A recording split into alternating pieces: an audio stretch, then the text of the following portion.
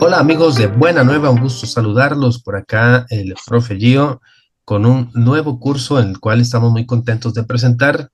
Esto es un segundo curso de seguimiento en continuación del primero que se llamaba Mis primeros pasos con la Biblia. Este curso de Biblia que hicimos hace unos meses, pues estamos muy contentos porque ahorita vamos a iniciar un segundo curso, el cual es un cursito de Cristología que también pues es como la continuación en esta formación que es básica para todo católico.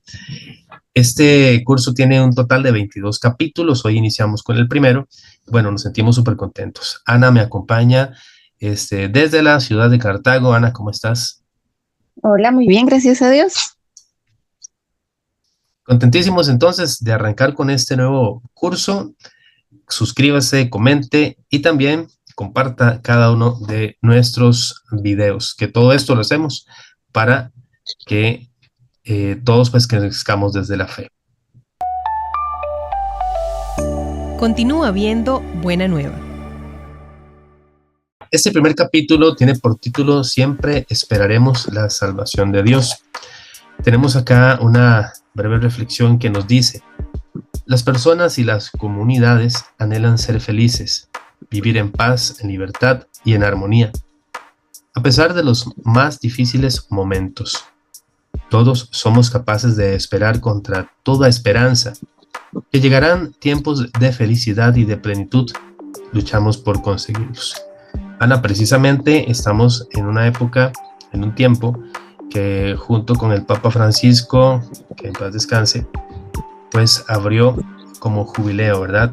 Y precisamente es esto que nos sostiene la esperanza. Iniciamos con este curso. Adelante, Ana. Así es, la esperanza es la palabra clave. Bueno, como mencionabas al principio, en el libro anterior que estuvimos estudiando, Mis primeros pasos con la Biblia, una de las primeras cosas que nos explica es lo que no es la Biblia. Y nos dice que la Biblia no es un libro de historia, como muchos que conocemos, donde nos indican años y sucesos de lo que fue sucediendo a lo largo de la historia. En la Biblia, más bien, se nos explica la historia de la salvación. Eso es lo que se nos muestra. La Biblia lo que nos cuenta es el plan de Dios para lograr en la historia de su pueblo y al final de la misma esa salvación de todo aquello que esclavizó y oprimió al pueblo elegido. Pero esta salvación en la Biblia está muy unida a la espera del Mesías. El pueblo de Israel en su historia experimentó muchas veces la esclavitud y la opresión. Paralelo a esto, también experimentó la ayuda oportuna de Dios en los momentos más difíciles. Entonces, en resumen, experimentó la salvación de su Dios, al que llamaba Yahvé, desde la experiencia del éxodo hasta el destierro. En tiempos de gran sufrimiento, el pueblo supo volverse a Dios y pedirle su auxilio. Y precisamente Dios pues nos anuncia esa salvación. Pues para ayudar a su pueblo, Dios le prometió que enviaría al Salvador. Esto es, el ungido de Dios, su enviado, para liberar y salvar a su pueblo. Para ello, primero, pues bajo diversas formas y en diversas épocas o momentos de la historia, se hizo presente a través de sus enviados.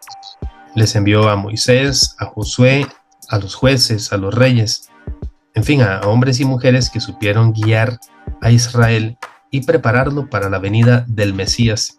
Todo esto lo hemos conocido precisamente al estudiar la historia del pueblo elegido, que también ya habíamos mencionado un poco sobre ello. El mesianismo es la convicción de que Dios tarde o temprano enviaría a un Mesías.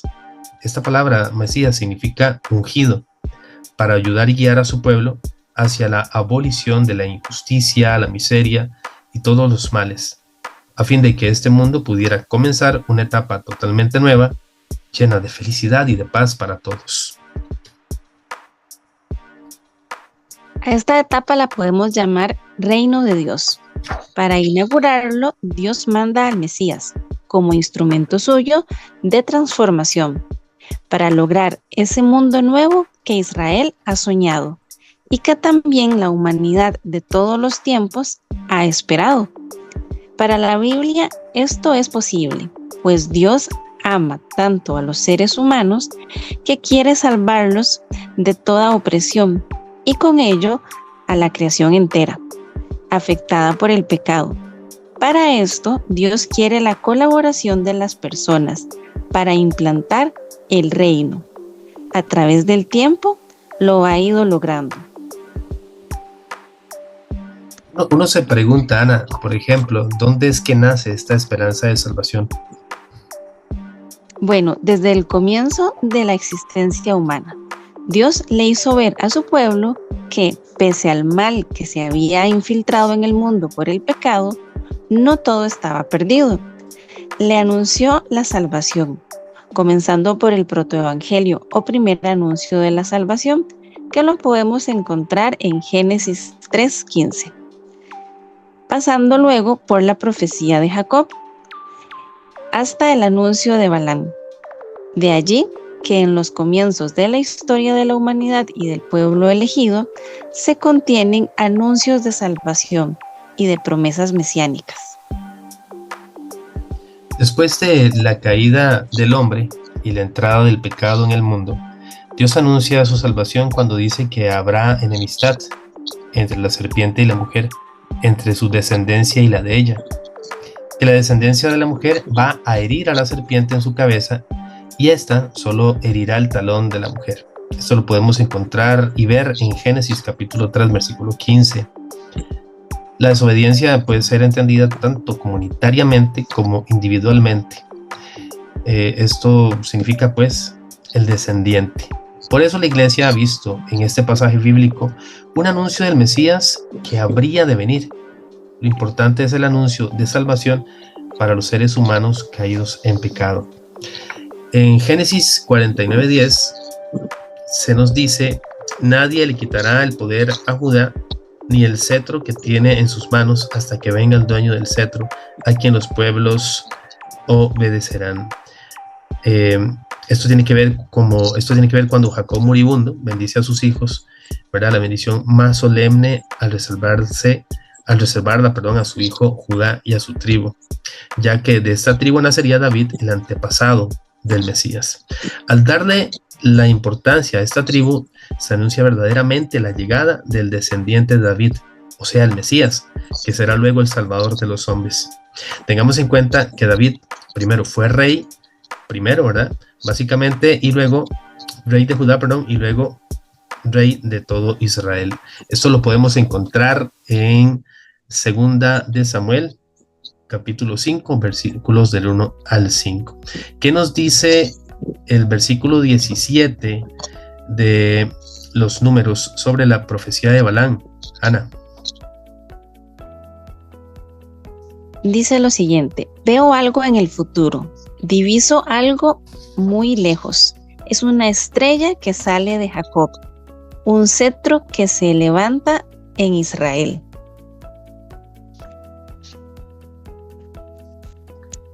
Y es que tanto la tradición de Israel como la iglesia han leído este texto en clave mesiánica. En tiempos de Jesús, los judíos leían en lugar de estrella la palabra rey y en lugar de cetro la palabra salvador o Mesías.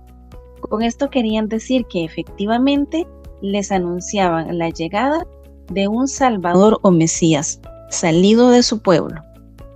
A mí me gustó mucho, Ana, un capítulo que hicimos cuando hicimos valga la redundancia, el curso de Biblia, cuando hablábamos de los caudillos del pueblo de Israel, que son personajes que fueron muy importantes. Estos caudillos fueron personas precisamente que Dios llamó para salvar o bien ayudar al pueblo elegido.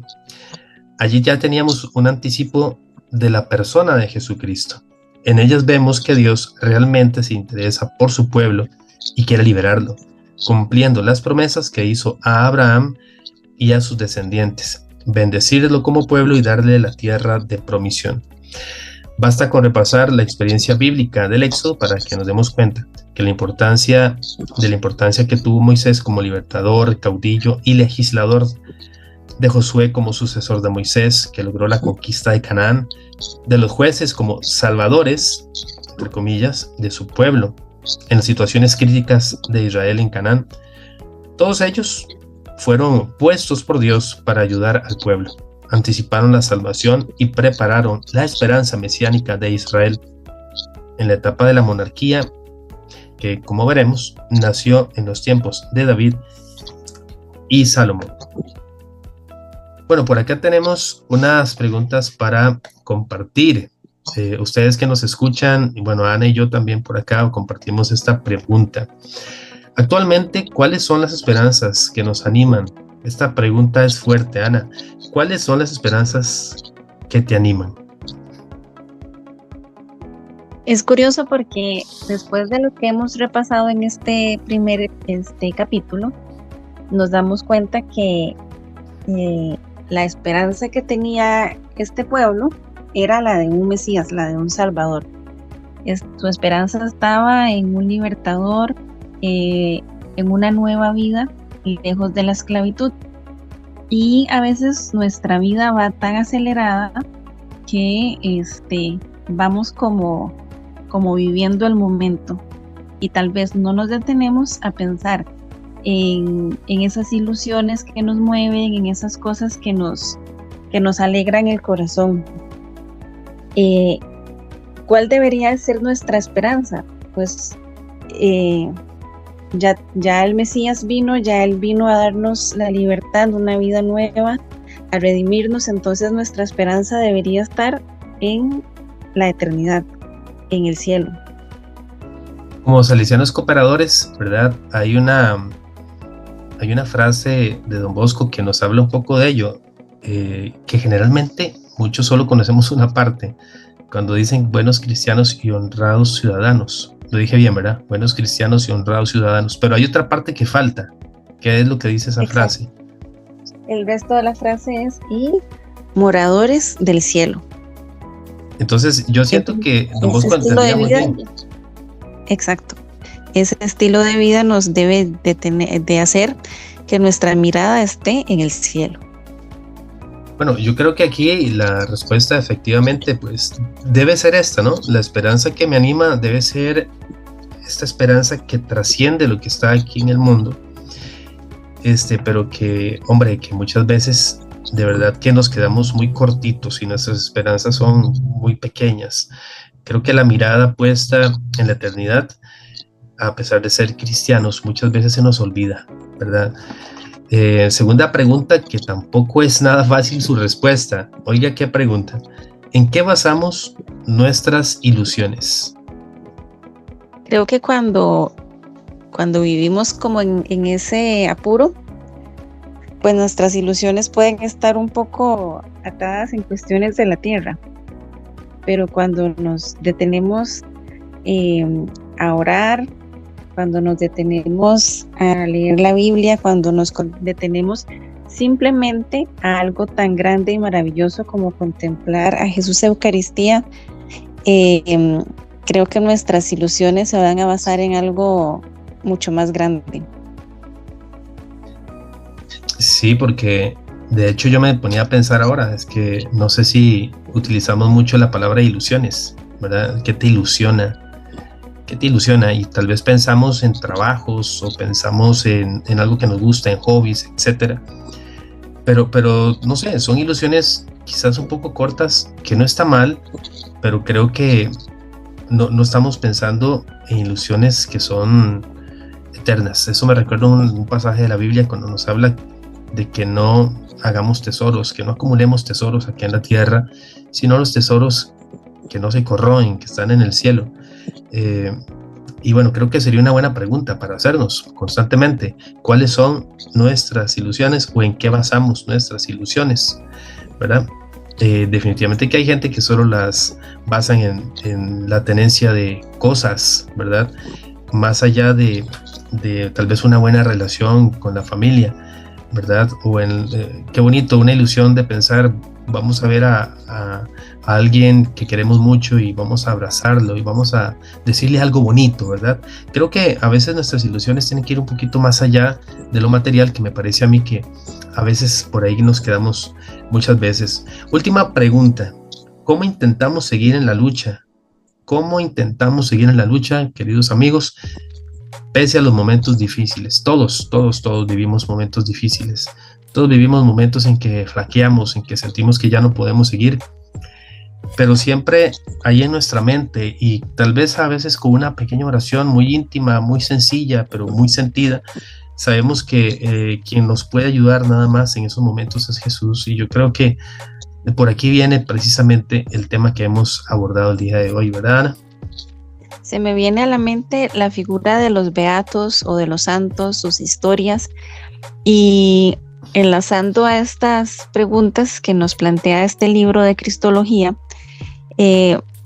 pues ellos, a pesar de momentos difíciles, en su apostolado o hasta a nivel de su salud, en su enfermedad, ellos se abrazaron a la misericordia y al amor de Dios, aceptaron lo que Dios estaba obrando en sus vidas con amor, pusieron todo su ilusión y su esperanza en la eternidad, y creo que eso es lo que marca la diferencia. Totalmente. Mire, ahora que está diciendo Ana sobre algunos santos y beatos, es que hay unos que uno dice qué tremendas vidas, pero tremendas, enormes, es heroicas, vidas heroicas básicamente. Me recuerdo siempre de un amigo que ya está con el Señor, que nos decía que una manera muy rica de crecer en la fe era leyendo vidas de santos.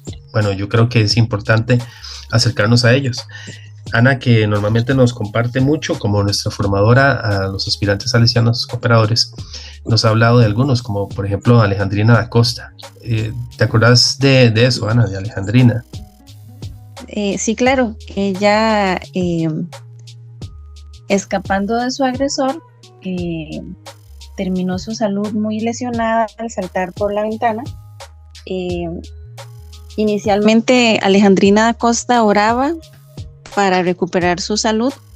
Esta situación no se dio, y luego lo que ella hizo fue ofrecer su sufrimiento físico al Señor por la salvación de los jóvenes, por la salvación de los salesianos cooperadores, y su decisión fue abrazar la cruz como la abrazó Cristo, y entonces desde su cama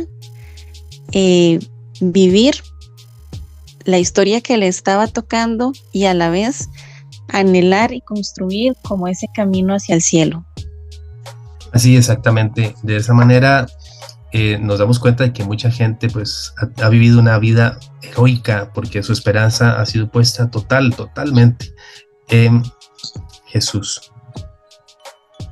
Vamos a hacer a continuación dos lecturas bíblicas. Si usted tiene la Biblia por ahí cerquita, que de hecho la va a necesitar mucho para este curso, vamos a comparar dos citas. La primera es tomada del Antiguo Testamento, Génesis capítulo 3, versículo 15, en el cual también hicimos mención acá en este primer capítulo, y lo vamos a comparar con la epístola de San Pablo a los romanos, o sea, la carta de San Pablo a los romanos, capítulo 5, versículos del 12 al 14. Ana, si me haces el favor, nos lees el Génesis, por favor. Dice lo siguiente, el versículo 15: haré que haya enemistad entre ti y la mujer, entre tu descendencia y la suya. Ella te pisará la cabeza, mientras tú herirás su talón. Palabra de Dios. Te alabamos, Señor. Romano nos dice: por una persona entró el pecado en el mundo, y por el pecado la muerte.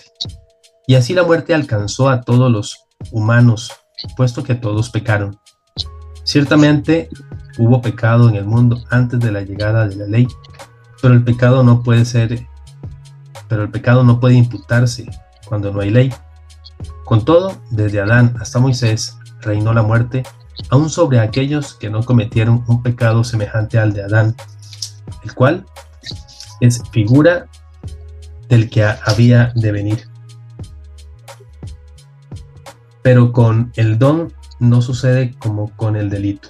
Si por el delito de uno murieron todos, con cuánta más razón se han desbordado sobre todos la gracia de Dios y el don otorgado por la gracia de un hombre, Jesucristo. Con esto, mis queridos hermanos, vamos finalizando este primer capítulo de este curso que estamos muy contentos de compartir con ustedes, que se llama, vamos a verlo por acá nuevamente, que tiene por nombre Siempre esperamos la salvación de Dios. Y bueno, Ana, vamos a orar, vamos a hacer una pequeña oración tomando el Salmo 113. El Salmo 113 nos dice lo siguiente: Aleluya. Alabad, siervos de Yahvé, alabad el nombre de Yahvé. Bendito el nombre de Yahvé, desde ahora y por siempre, desde la salida del sol hasta su ocaso. Sea alabado el nombre de Yahvé. Excelso sobre los pueblos, Yahvé, más alta que los cielos, su gloria. ¿Quién como Yahvé nuestro Dios? Con su trono arriba en las alturas, que se abaja para ver el cielo y la tierra. Levanta del polvo al desvalido, alza al pobre del estiércol, para sentarlo en medio de los nobles, en medio de los nobles de su pueblo. Asienta a la estéril en su casa, como madre feliz con hijos. Gloria al Padre, al Hijo y al Espíritu Santo. Como era en un principio, ahora y siempre, por los siglos de los siglos. Amén. Le invitamos, queridos amigos, a un segundo capítulo, el cual tendrá por título: A través de la historia, Dios fue salvando a su pueblo. Gracias por haber estado con nosotros. Le mandamos un fuerte abrazo, que Dios le bendiga y los esperamos en un próximo capítulo. Gracias, Ana. Gracias, y recuerde compartir el material. Escuchas Buena Nueva.